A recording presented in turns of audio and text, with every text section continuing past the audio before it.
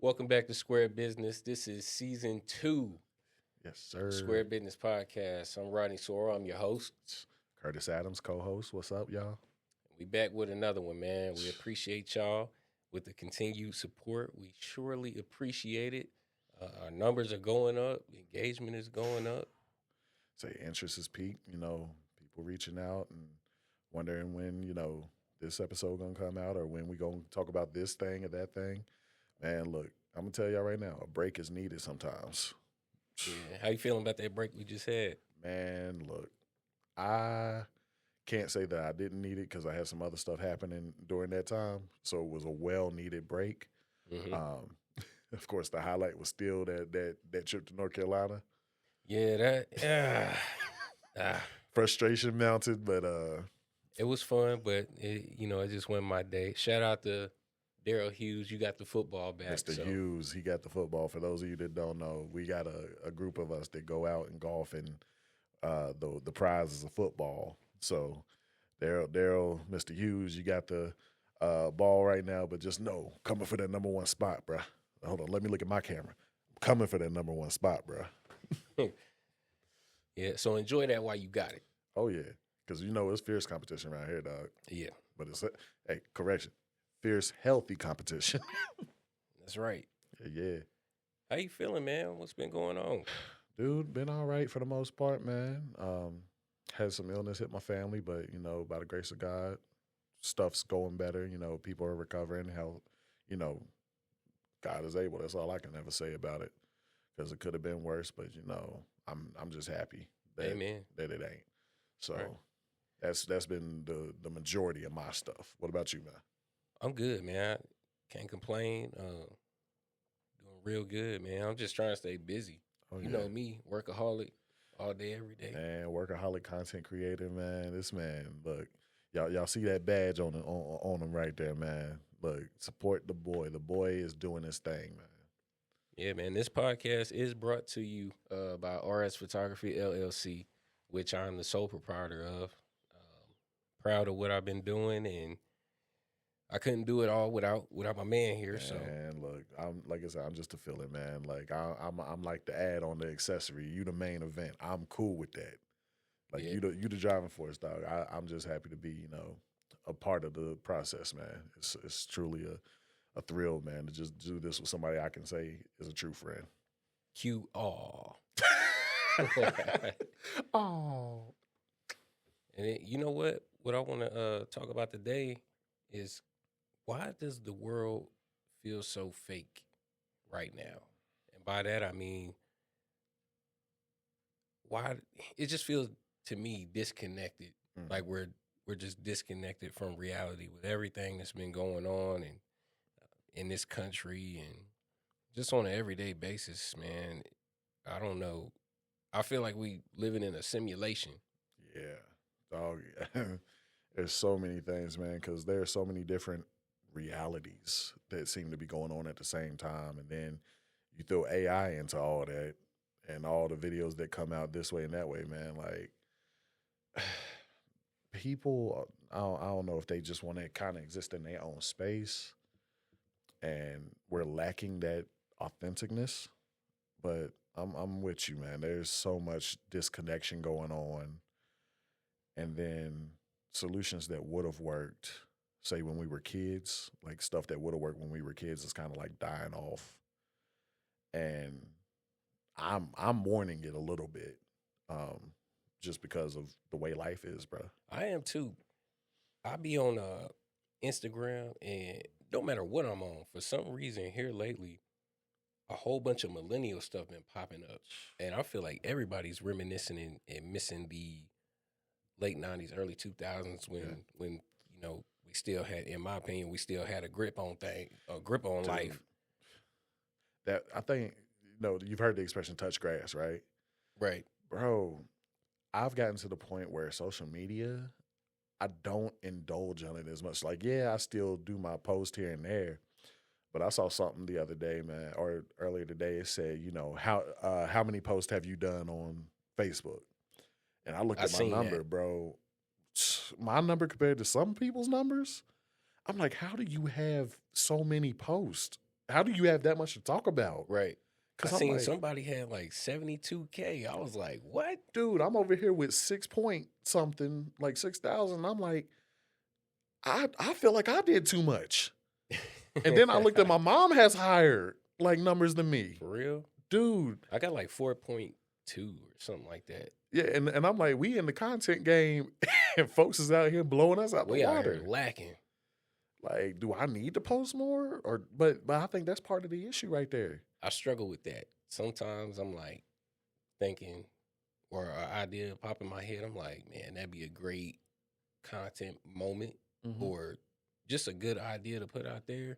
But deep down, sometimes I just don't feel like I don't want to do it. Dude. But then I feel like I gotta do it because I mean we're doing this channel and we want it to grow. We want more people to see it. We want more people to connect and relate to what we're talking about. But you got to put out content to do that. Because if people don't know about you, then how can you do that? But I struggle with that. Sometimes I'm like, man, I don't want to run the rat wheel, just chasing engagement. Yeah, I mean, I think the other part of it, just to kind of dig into what you're saying, man. It's funny to feel disconnected when everything around us is meant to connect us, like Right. digitally, right? Like you Well, I said, think chasing the content. We're wired to connect. Yeah, like I personally feel the best connection comes from in person. And even though I tell folks all the time I'm not a people person, it's still important to engage that in person space. Right.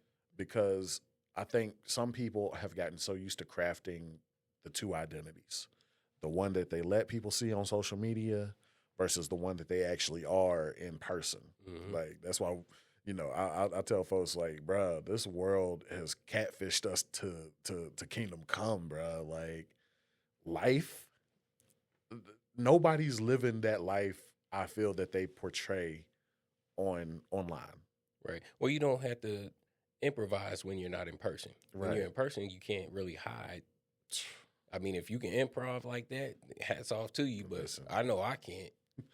Like, but even if you do that in person, bro, at some point you were going to show up. Your ambassador can only take you so far. Mhm. That mask you wear can only carry you so far, and that's Right. in any situation. Yeah. Well, I feel like life now is optimized for looking good and not feeling good. Mm. But the way the people see it, or most people see it, they want to feel good. And I don't know. I don't know. Nah, you are 100% correct, because when we put whatever on social media, man, it's meant for a lot of people post because we think about the Deion Sanders stuff, right? Yeah. Look good, you feel good, you play good, like doing that stuff, right? Yeah. So if we post good, we'll feel good. If we feel good, we'll live good. So, people do that, and, more power to you. But if you're doing that, it needs to be in a space of affirmation, not seeking outside validation. Yeah. Well, that's what we see with people trying to live the Instagram life and not being tapped in with reality. It takes so much energy to live up to IG standards. Yep. Everybody's traveling. Everybody's in a happy relationship. Everybody's getting money, making all these successful strides and whatever it is that they do. But in reality, it's not really like that. And so my question would be, how much energy are you willing to put into a simulation lifestyle? But that's just the way I see it, because I tend to lean more towards, I don't know if you would call it realism or what, but I'm just a realistic person. Man, look, I'm with you, because like you said, we live in the life we used to play on The Sims. Right. When did everything become a performance? I would say when people started getting monetized off of social media. Oh man, yeah, there's that too. People cashing out. I ain't gonna lie. Hey, if you can do it, more power to you. But then again, are you doing this for the content engagement or are you doing this to present real life? Like reality TV, bro. When we was growing up, the real world rule stuff, Mm-hmm. Lord, real world road rules stuff. Like that used to be like peak entertainment, man. Mm-hmm. MTV, Yeah. we ain't even got MTV no more. Like, Yeah, I think they just shut that down. yeah, If I read it right the other night, yeah. Like growing up that's the end watching, of an era. oh, we grew up watching reality TV. We grew up with where people went on the show to have like that real interaction Mm-hmm. and be in a crowd of people. Like it's gotten, I think, COVID helped shift us even further because now we was doing concerts online and putting on goggles and Yep. not having to go. Because bro, think about going to a concert when you was younger and having to stand in that line and then go. Like this still that, but it don't seem like people want to do that anymore. Yeah. Well, it's more for every moment in life seems like a content opportunity Mhm. instead of just living in it and experiencing it for what it is. Yeah, Now it's, hey, y'all, look at me, like, or look at us. We here, we outside. dude. How can I? Because I kind of want to reflect the question back at you, Okay. and I don't know exactly how to word it, so it's just gonna come out how it come out. With this simulation lifestyle, are there people or things that we are missing that are going either under either not they're not being seen or people are not or people or things are not being catered to? I think that no matter what, some people some people are just going to slip through the cracks. I think that's inevitable. But the thing about content creators, I think it's a really good thing because there's a lot of them, a lot of content creators who may not have had a voice before that have one now, and now they're ambassadors for people like them that might have went through something similar, or they might have went through the same thing that that content creator went through, and now they're like a people's champion Yeah, of sorts, like Kai, where he's just recently he wants to uh, help all of his viewers become more literate. hmm So I think he's got this thing where he's spending like the first 15, 20 minutes of his streams learning new words, upgrading his diction. yeah, And so I thought that was a great thing. There, there's always going to be some content creators who are just on there just to be showboating, flaunting, flogging, whatever. So I think it's a good thing and a bad thing. yeah. I But think, what was the second half of that question? man, like I'm about to say, you gave me too much good stuff to chew on right there. But I think the second part, which you touched on both of them, truthfully, because I asked like, was there parts that we were missing or people that were going unseen, which you kind of touched both of those already. I think so. But what goes into that, if you want to become a content creator, Mhm. you it's inevitable. You got to pay for a promotion. You got to promote. If you don't, Yeah.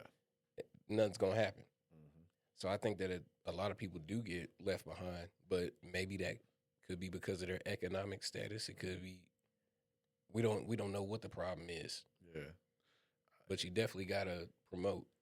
Yeah. And I think, we here in this space, right? So, the sponsor that we have, RS Photography, you know, people get to a certain level and then they start getting the major brand deals. But then you got the little man, so to speak, that goes left behind. Like I think there comes a point where in building the content game in the simulation life that we live, because if you've ever played any type of simulation type game, the goal was always to get to certain levels or get to certain uh, brands and stuff like that. So I think Right. about like 2K when you get up and you're going for the shoe deal or whatever the case may be.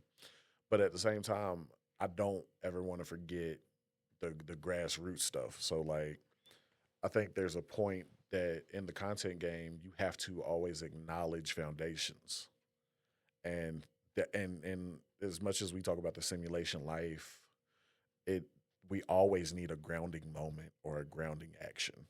And a lot of people lose that the further they get into whatever they're getting to, even in life, bro. Like growing up now, man, I remember having a spam and scrambled egg sandwich in the morning on toast. Bro, I had a fried bologna sandwich with scrambled eggs the other day, bro, and the nostalgia hit me hard. But if I just got it like randomly, they had it at my job. But bro, I was like, man, when's the last time I actually bought a pack of bologna? Because that used to be the staple, and then I got that's a hood classic, dude. But then I got to a certain level, and it was only turkey and ham then. Like, oh, what, we got chicken salad, bro? I started getting out there and doing that, but I forgot what kind of nourished me when I was younger. So I mean, I had a reset at the beginning of the year. It was like, oh man, this used to be the go-to. So I think, I don't know if you got a question about breaking out the simulation, but yeah. Well, about the simulation, the thing you mentioned, video games. The interesting thing to me, and I just have a theory on it, with video games, there's a million different games, right? Yeah. So you can play anything, buy any game you want, play whatever game interests you. The internet is the same nowadays with podcasts, games, streamers. Anything you want to watch, it's right there. Yeah. Whenever you want it. So there are multiple realities now. Everybody's choosing which one they want to live in. And that's the disconnect. But who's to say, at the same time, who's to say which reality is the best one to live in? Right. And so it just gets complicated at that point. Yeah. I mean, bro, that's some real stuff. But that's why everything feels so exaggerated, unreal, staged, because not everybody's living in the same reality. Not everybody's interested in the same things. And so it feels almost cult-like. Yeah. Thanks. I mean, that's just what it is. I mean, it is, man. Like, you got people that build whole conventions around their reality, whatever it may be. And, not knocking nobody's, or yucking somebody's yum, so to speak. But, there are some conventions, bro, I hear about them, and I'm like, there's an actual group for that? And, I mean, it comes with dressing up sometimes. It comes with eating certain food. Stuff. Yeah. And, sometimes I enjoy, and I think this is something about going back to even some stuff we talked about last year, adaptability, right? Being able to flow in these different places, being able to, break out of whatever your lived reality is. Because as much as we talk about this simulation life and lived experience and everybody choosing their own reality, I still enjoy peeking into other people's reality. Well, I think it's good to do that because you want to be able to understand other perspectives, cultures, so that you know how to move in the world. Yeah, but you got to also do it without judging and flowing in that type of space. Because some people do it just so they can say, oh, my reality is better than your reality. Right. So my question, are we reacting to life or are we reacting to what's pushed in front of us? Because some would look at like what is life? You always hear people saying that. Yeah. What is life for real? So I haven't figured that out. I'm with you. I'm still learning stuff, and I don't know if have you ever heard about nature versus nurture? Yeah. To me, that's the conversation. Come on, man. I'm a psych major. Man. Look. I ain't trying to disrespect, man. Flex your degree game, bro. But y'all see it. Hey, shout out Marshall University. Shout out to her, man. But that's part of I think that conversation of just what is and what ain't. Because I can say, a lot of my reality has been based on what I was brought up in. the culture of my family, the lived experience of my family. I love football because when I was little, I love sports in general because that's how I bonded with my pawpaw. Right. I love to travel and ride, up and down the highways because my pops is a truck driver. Mm-hmm. I love to do different types of foods and stuff like that because my grandma made me chitlins one Saturday morning, and I ain't know what it was, but because grandma made it, I tried it. I was Right. always willing to try that whatever that food was. So Yeah. it's for me, I think some of it depends on how you were brought up. And then the other part is just what you learned about you from those experiences. So I personally lean more to nurture versus nature at times. So I would agree. I think that the world at large knows what's going on behind the scenes as far as us being programmed by the algorithm, death scrolling all day long. And we're all guilty of it sometimes. But I think that there's a lot that are still unaware, but even the ones that are aware, despite knowing that, for some reason, we just don't care because it makes us feel comfortable.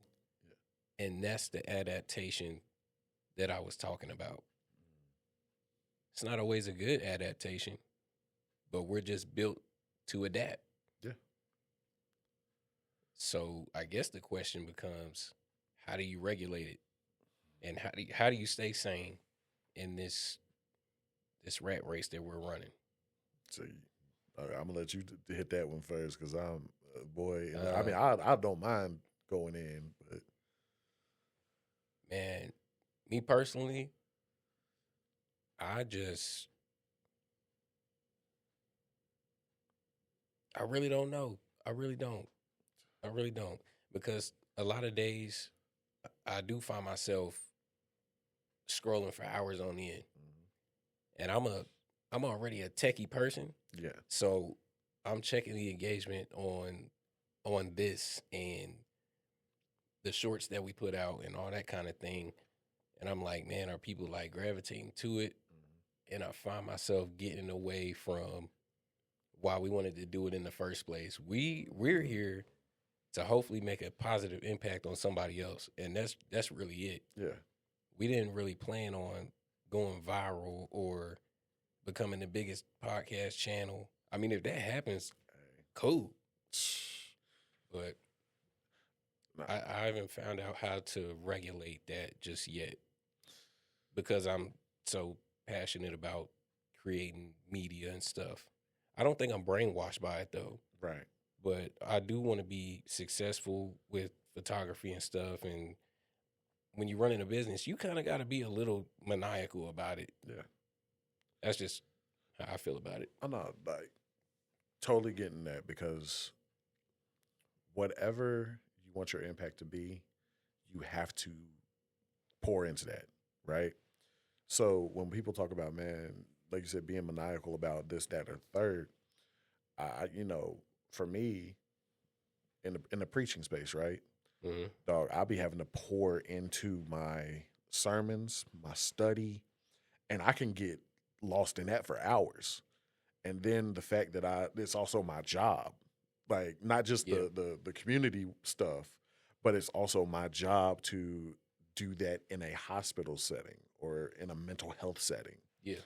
So there are times where I'm looking at, what's this next step in continuing my education for that, or what's my next step in learning this thing? But if in terms of like regulating, dude, for me, the best I can try to even explain for me regulating is turning everything off. And it's when I notice those shifts in my attitude, my energy, or even just my drive to even do the things that I love. Yeah. Like I'm lucky enough that I have a key to my church, and it's going to sound funny to a few people. One thing that I love to do is just go to the church. I don't even turn the lights on, dude. I might turn music on, but I literally just sit in the front pew Or sometimes I've just laid in the floor and just been like, I just need to either not be needed, I need to not scroll. So that's your form of meditation. Yeah, like finding ways to meditate. Yep. Like, I just need to kind of, whatever I'm most connected to in that moment, I need to get away from that. And, my faith is where I find, like, finding your comfort space, your true comfort space. Yeah. Because work can be that, but everybody has a true comfort space where they know, hey, I don't like the term safe space. I've had that conversation. Where is my brave space? Yep. Where I can be authentically me, where I can not be needed and not be of need. And that's where I find myself regulating, because then, I might leave there after an hour and go straight back to what I'm doing, but it gives me a chance to really process. Got you. Hey, man, we're going to take a real quick break. We'll be right back. What's up, y'all? Appreciate y'all tuning in to the Square Business Podcast. Are you enjoying yourself? We hope you are. So if so, please like, comment, share the video, and subscribe to the channel for more so we can keep bringing you this content.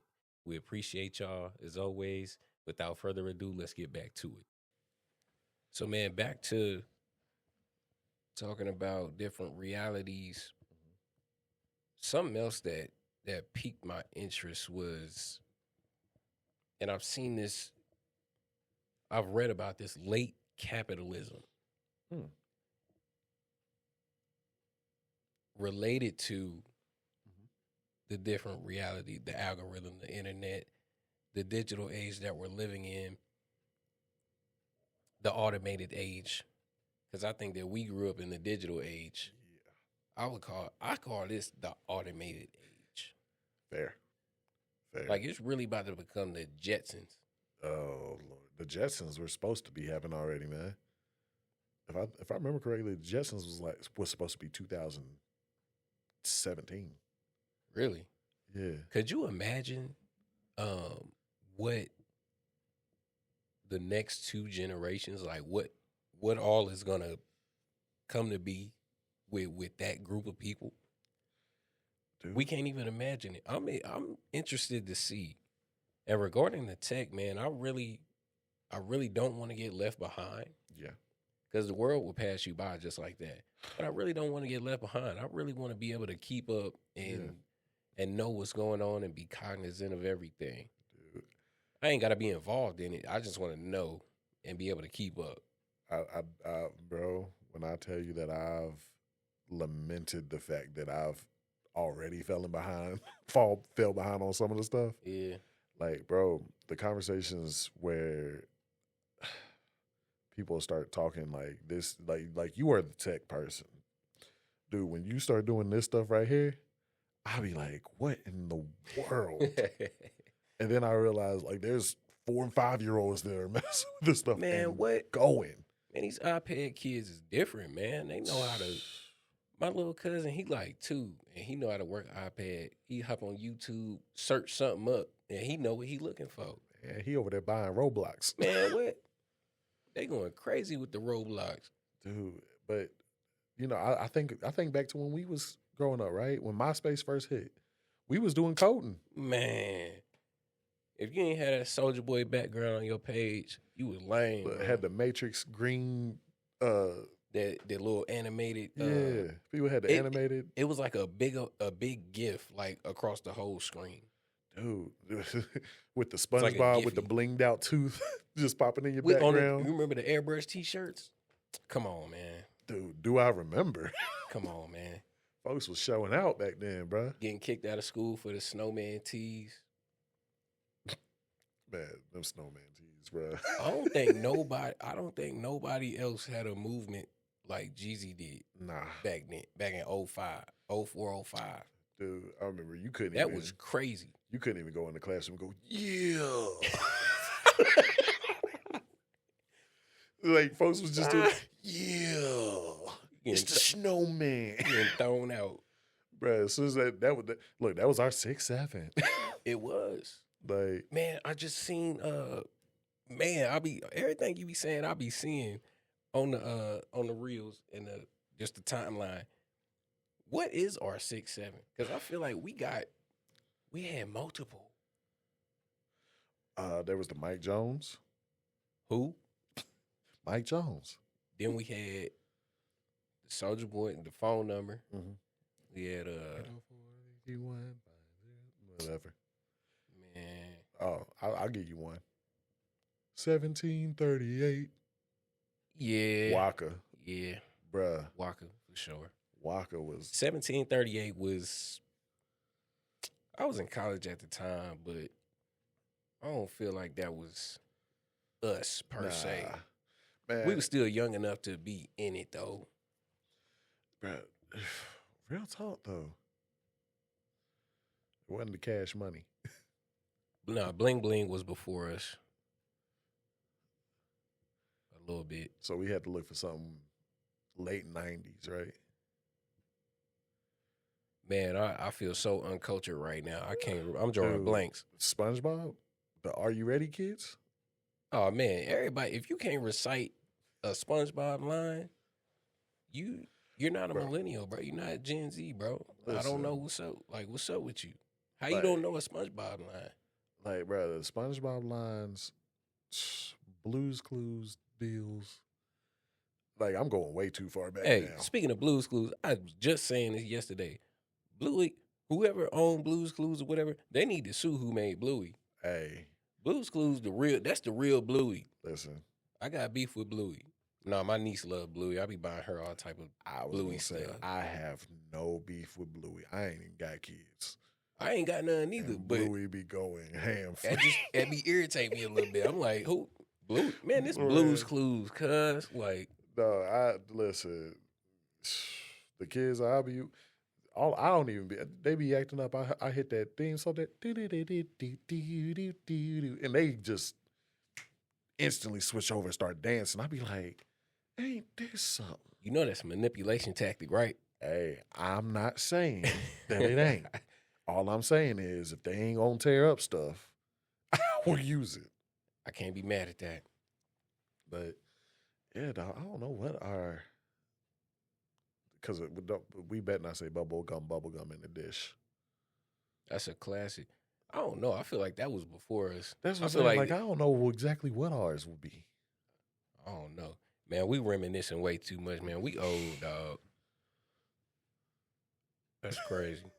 Dude, I knew this day was coming. I just didn't think it would be so soon. Dog, when I realized that I was getting the gray hairs hard.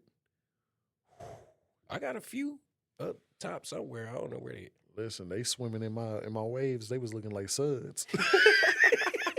So, and I was like, oh, we gotta fix this. Like, I ain't even going for the just for men. Man. But I look, But I don't even know what we was talking about. See, and that's our cue, man. Hey, listen, man. I'm very excited for season 2. I got a lot of ideas. We got a lot in store for you guys. Oh, yeah. So, as always, like, comment, subscribe. Please do. Comment. Click the notification bell so you can know when we dropping and we got more content for you to consume. Share with your friends. Share with your loved ones. Share with your friends, man. Share it with your mama. Share it with somebody. We don't care how you share. Well, we want you to share responsibly. Yeah, share responsibly. Yeah, man. We just looking forward to season 2. New things, big things, man. Might get a blog or 2 from a couple of the trips. But hey, look for us on the socials, man. Look at RNS Photography. You know, his page, my page. Follow the TikTok. We did create a TikTok. Yeah, we did. So and the YouTube page. Follow us on all social media. Trying to get that up so we can do some more stuff with that. So till next time, y'all. Till next time. Square business. Square business, man. Holla at your boys. Yeah. You want a white Christmas?